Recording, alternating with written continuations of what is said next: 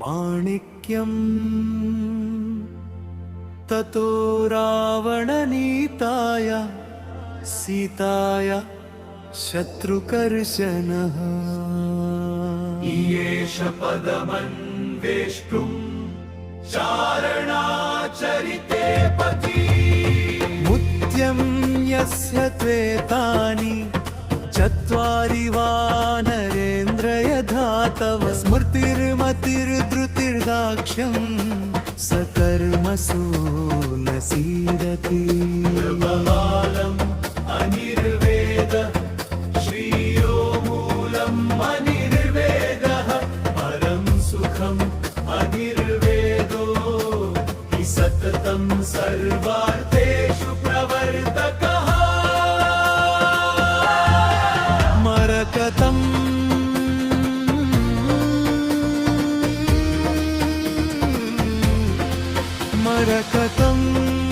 नमोरुस्तु रामाय सलक्ष्मणाय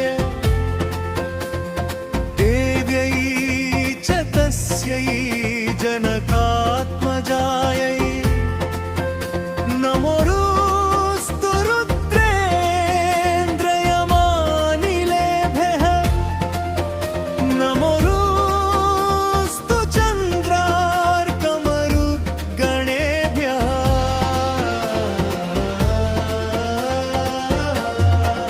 पुष्यरागं प्रियान्न संभवे दुःखम् अप्रियादधिकं भयम्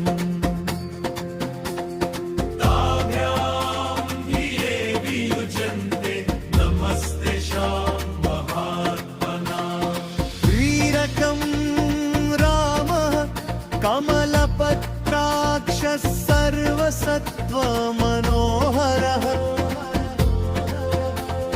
रूपदाक्षिण्यसम्पन्न प्रसूतो जनकात्मजे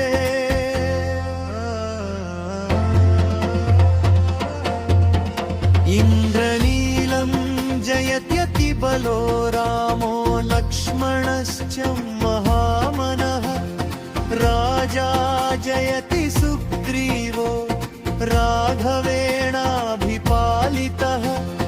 दासोऽहं कौसलेन्द्रस्य रामस्याक्लिष्टकर्मणः हनुमान् शत्रुसैन्यानां निहन्ता मारुतात्मजः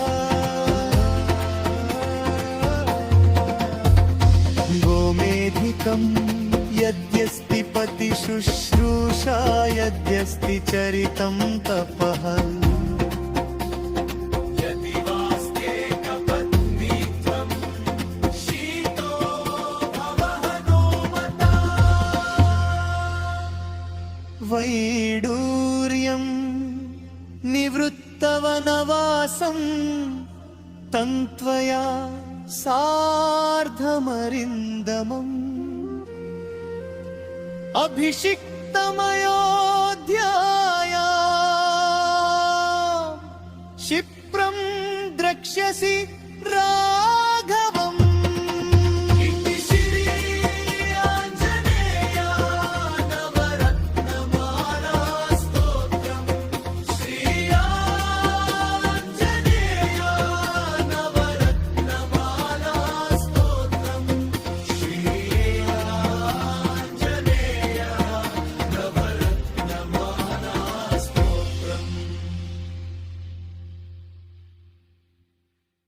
థ్యాంక్స్ ఫర్ వాచింగ్. వీడియో నచ్చితే లైక్ చేసి షేర్ చేసి కామెంట్ చేయండి.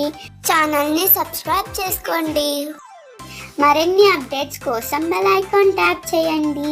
ఛానల్ని సపోర్ట్ చేయండి. Thank you so much. By by. Have a good day.